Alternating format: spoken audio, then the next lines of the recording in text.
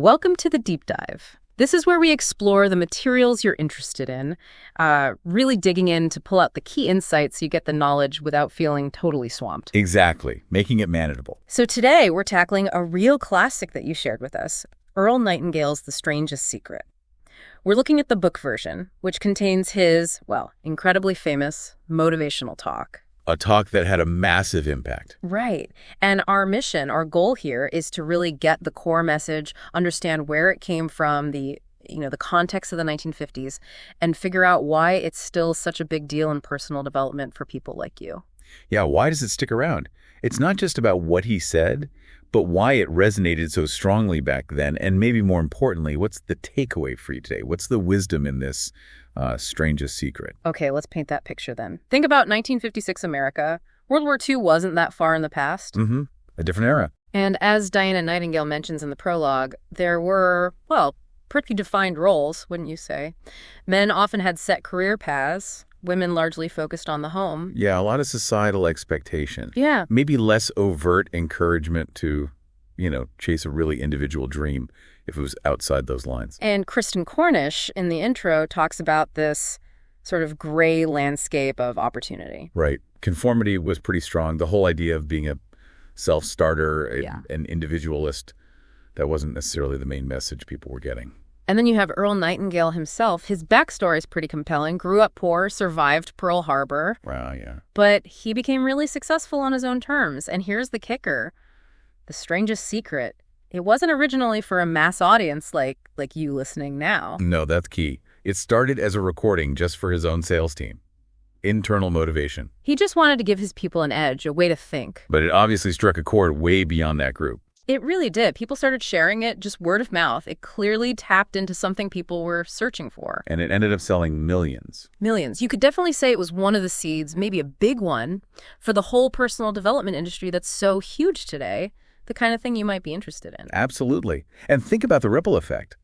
He co-founded a company, Nightingale Conant, that became a giant in audio programs. Right. Bringing guys like Wayne Dyer, Zig Ziglar. To a much wider audience. So that one recording had legs big time. And it's amazing. Over 60 years later, it still resonates. That core idea Diana Nightingale mentions, we all become what we think about. Seems simple, right? Deceptively simple. But the implications, as we'll dig into, are huge for how you might approach things. Cornish highlights how Nightingale's message really boosted that self-starter idea in that 56 climate. Which makes you think, doesn't it? In our world today, with all its own pressures and, the distractions, does that focus on your own mindset, your own agency, still hold the key for you reaching your goals? Good question. Let's dive into Chapter 1 then, where he defines success. He starts with this quote from Dr. Albert Schweitzer, kind of blunt. What was it? Men simply don't think. Nightingale saw that lack of real, focused thinking as the root problem. Okay. Strong starting point. Then he hits you with those statistics. Really sobering. You take 100 people starting out at age 25. Yeah, I remember reading this part. By age 65, only 1 is rich, 4 are financially independent, 5 are still working because they have to, and get this, 54 are broke. Wow. 54 out of 100. That really makes you stop and think about the default path, doesn't it? What's going wrong for so many? Exactly. And Nightingale's definition of success offers his answer. He says, success is the progressive realization of a worthy ideal. Okay, break that down. Progressive realization. It means you're actively moving towards a goal you've chosen, something meaningful to you. You know where you're going. So it's the journey, not just the destination. Precisely. It's the process of working towards it. And failure. That's simply not having a goal like that, not aiming for anything specific. That focus on progressive realization is important for you, the listener, because it means success isn't some far-off thing. It's happening now. Each day you work towards your worthy ideal. And he links this lack of goal setting to conformity. He quotes Rollo May. Oh, yeah. May said, "The opposite of courage in our society is not cowardice, it is conformity." Nightingale felt that just going along with the crowd without setting your own direction is why many don't succeed. They become outer directed. Meaning they feel like life just happens to them. Yeah. Shaped by outside stuff instead of their own choices. Exactly. And that's a critical point for you listening. How much of your life feels directed by your ideals versus just fitting in or meeting expectations. Mm-hmm. He gives examples of successful people: the teacher who loves teaching, the parent who wanted to be a parent, the entrepreneur with a vision, the salesperson aiming for the top, anyone deliberately doing a job they chose. So it's about intention, choosing your path. Right. And he claims there's actually not much competition at that level because so few people operate with that kind of clarity. He says he spent 20 years looking for this key himself. 20 years searching for a predictable way to succeed. That leads us to chapter 2, right? Where he reveals the secret. Exactly. The strangest secret. He uses that great analogy. First, the ship. Ah, yes, the ship. Classic. One ship has a detailed plan, a destination, a captain in charge. The other just leaves port with no plan, no goal. Which one is likely to get somewhere worthwhile? The one with the plan, obviously. The other's just drifting, likely to hit trouble or end up nowhere. And he says people like you are like those ships. Without a goal, you're just drifting. Powerful image. And then he lays it out, the core secret. We become what we think about. Simple statement. He repeats it. We become what we think about. He says this is the one thing all the great thinkers, philosophers, prophets throughout history agreed on completely. And that's a bold claim, but he backs it up, doesn't he? Brings in some heavy hitters. He does. Quotes Marcus Aurelius. A man's life is what his thoughts make of it. Benjamin Disraeli on the power of a settled purpose. Ralph Waldo Emerson. A man is what he thinks about all day long. Powerful. And William James, the psychologist. James had some fascinating ideas on this. Right, about how we can literally change our lives by changing our attitudes. And that idea of acting as if the thing you want is already real. Yeah, acting as if. And James also said, if you truly desire something exclusively, you'll almost certainly get it. Think about those quotes for a second, you listening. From emperors to statesmen to writers to psychologists. Different times, different fields. But the same core message about the power of thought, what does that tell you? It suggests it's a fundamental principle of how we operate, doesn't it? Which takes us right into chapter 3, the power of belief. He starts with the Bible, Mark 9:23. If thou canst believe, all things are possible to him that believeth. Connecting it to faith and deep conviction. And he brings in his friend, Dr. Norman Vincent Peale. A power of positive thinking guy. Right. Peale called positive thinking the greatest law, basically. Summed it up as believe and succeed. So belief isn't passive. It's an active force that shapes your reality. That's the idea for you. Nightingale also throws in Shakespeare how our doubts hold us back, and George Bernard Shaw's idea that we create our circumstances. It all points back to the same thing. Yeah. Think constantly about a clear, worthwhile goal, and you'll move towards it. Think about nothing specific, or focus on fears and worries. And you get confusion, anxiety, worry. You become nothing much. That's where he uses the farmer analogy. Your mind is like fertile soil. Right. It'll grow whatever seed you plant. Plant corn, you get corn. Plant nightshade, a poison. You get poison. The mind doesn't judge. It just returns what you focus on, success or failure. A really vital concept for you? Be the conscious gardener of your thoughts. Are you planting corn or nightshade? So why don't more people use their minds this way? Nightingale's answer is almost, well, kind of humbling. What's his take? He says it's because our minds are free. We don't value things we get for free. We take this incredible power for granted. Makes you think. He mentions that stat most people only use about 10% or less of their mental ability. So much untapped potential in you. The key takeaway for you is decide what you want. Plant that goal like a seed. Treat it seriously like a law of nature, like gravity. And picture it. See yourself having achieved it already. Relaxed, positive. Yeah, really feel it. Are you doing that with your main goal right now? Vividly picturing success? Good question for self-reflection. Okay, chapter 4 shifts to taking control.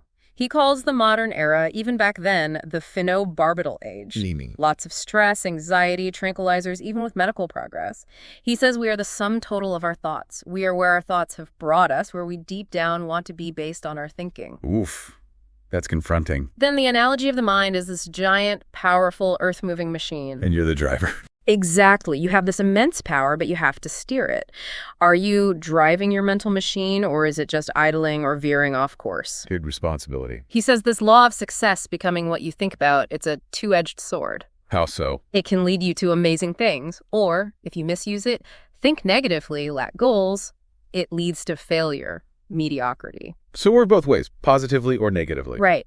And he clarifies this Strangest Secret? It's not really secret, like hidden knowledge. More like overlooked or not applied. Exactly. Most people just don't know it or they don't use it. He quotes Grove Patterson saying, "Life's an exciting adventure." Then back to the carpenter from Galilee.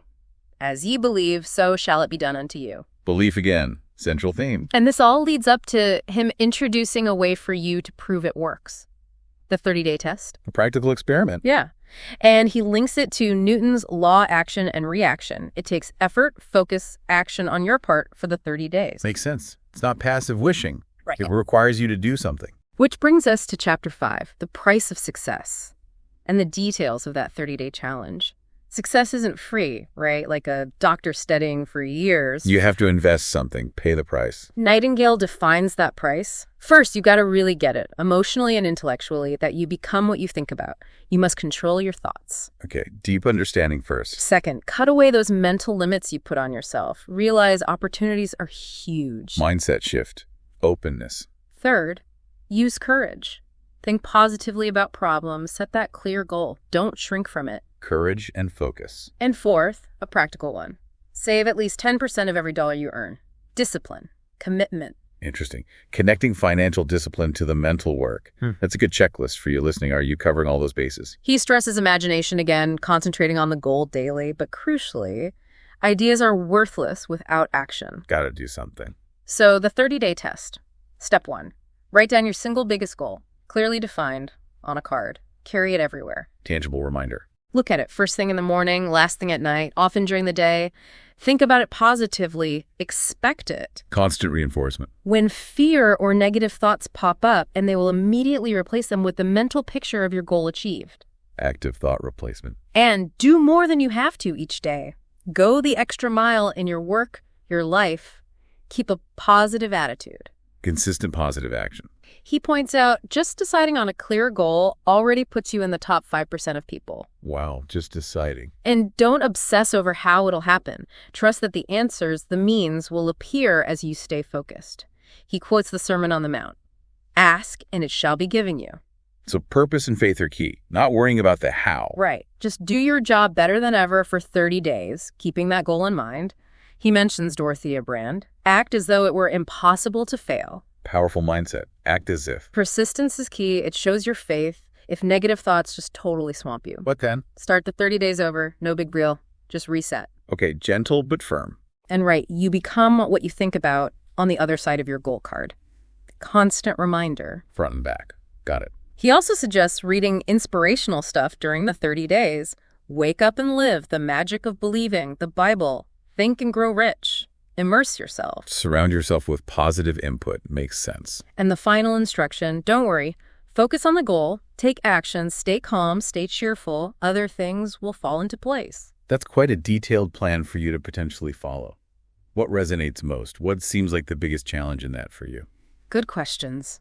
Now, Chapter 6 basically asks, why bother doing all this? Yeah, it's effort, right. His answer is simple. Look at the alternative. A life of worry, fear, frustration, mediocrity. He repeats the sowing and reaping idea. Think negative, reap negative. Think positive, reap positive. You choose your harvest. He encourages you to reread the book often, discuss it with family, build support. Then he talks about earning money. How does that fit in? He says money comes from providing useful service or products. Your income is directly proportional to your service. Quality and quantity. Service first, money follows. Exactly. Success leads to money, not the other way around. He uses the analogy of asking a cold stove for heat before putting in wood. Huh. Good one.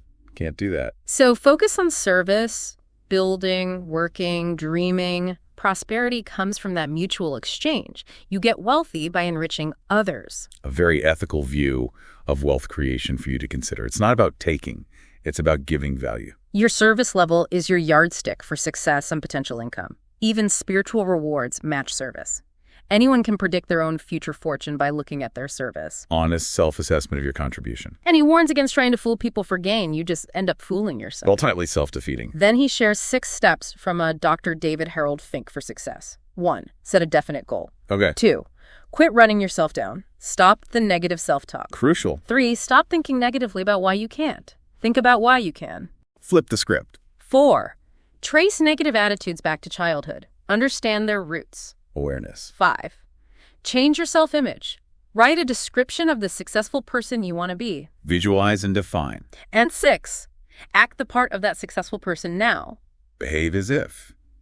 Ties back nicely. So, Nightingale wraps up urging you, the listener, take the 30-day test, repeat it. It gets easier, becomes a habit, leads to abundance and peace of mind. So after diving deep into the strangest secret, that core message really holds. It seems almost too simple, but you become what you think about. Exactly. The power isn't out there somewhere. It's within you. It's in your thoughts, your focus, your intention. It really puts the ball in your court, doesn't it? It challenges you, listening right now, to think about how this applies to your life, your goals. Yeah. How are your dominant thoughts right now, today, shaping the reality you're living? What seeds are you planting? So here's something to chew on as you go about your day. Consider how your main thoughts are actually shaping things for you right now. What seeds are you planting in that fertile ground of your mind? And honestly, what kind of harvest should you expect from those seeds? Maybe the biggest journey doesn't start with changing everything outside, but just quietly, deliberately tending to your own inner landscape.